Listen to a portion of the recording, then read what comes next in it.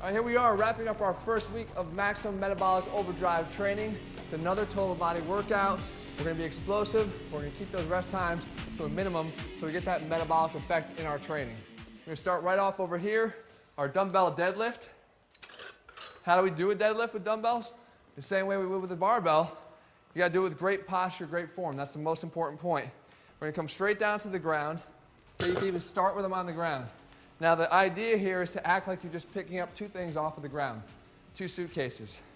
Now I know most of the time you get lazy, you sort of do this, you pick them up, bad posture, you're gonna hurt your back. We wanna be able to strengthen the hips and the legs to work together, so we do it right. You come straight down in between the dumbbells. As long as you keep your head up and shoulders back, your low back should be in that proper position. You come up, you drive your hips forward, okay? When we repeat the reps, as long as you keep your head, again, looking up, the tendency will be to keep your shoulders back. If we start doing that and looking down, it's much harder to keep our posture correct. So straight down, all the way up and drive. Just like that. Equal contributions from our knees bending and our hips sitting back. So it's a great exercise, really good for strengthening the lower body, but if you do it in bad form, it becomes a bad exercise. So make sure you're careful about that. We then move right into our next movement, a dumbbell clean and press. Very explosive, total body movement. Basically starts with our clean. We're gonna take it up to the shoulders, time it with our catch with a powerful stomp into the ground. That's gonna work our body in opposites, right? Driving force to the ground so that we can drive force up above. Same as we would do with jumping. Push down so we can, elevate. From there, pressing the dumbbells up overhead.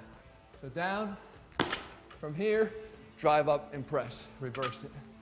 Here, up and press. So very explosive, but efficient. Okay, so 3 sets of 10 to 12 there. Move right into our next exercise, tubing, squat to stand, row. From here, what we're looking to do is, again, work our back, but now tie it in to our lower body as well. So we're integrating muscles. We talk about muscle interaction with Athlean-X. This is what we're talking about. So arms out in front. You start down in your squat position. You'll be able to see the back working here. Up, squeeze your shoulder blades together. Okay, let everything come out together. Up, together, back out, everything moves together. Nice and fluid.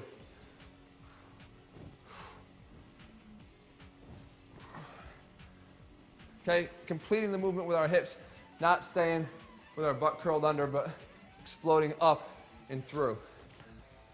Next, we go into diamond push-ups. So we want to get the focus of our push-up here on our triceps, but we're still working a lot more than just our arms when we do a push-up. Working our chest, the front of our shoulders, and our core as well. So we're down here, make a diamond shape with our hands, okay? Get down. Keep the elbows in nice and close as I do my push-up. It's gonna shift the focus onto the tricep.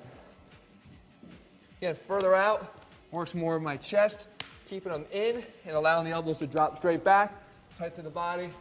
Again, it's gonna definitely favor the tricep. So you might find that you can't do as many of those. Doesn't really matter because you're doing them to failure. So however many it is that takes you to failure is good for me, as long as you keep pushing that. Next one, we have an alternating dumbbell bench. So we're gonna go back, lay flat back on the bench, arms up. Let's go again with that neutral grip. So hands towards each other. Drop one arm down. Again, working that core to be able to stabilize and drive it up. Drop one arm down and drive it up. Again, you'll always see that descent of the dumbbell is slow and controlled.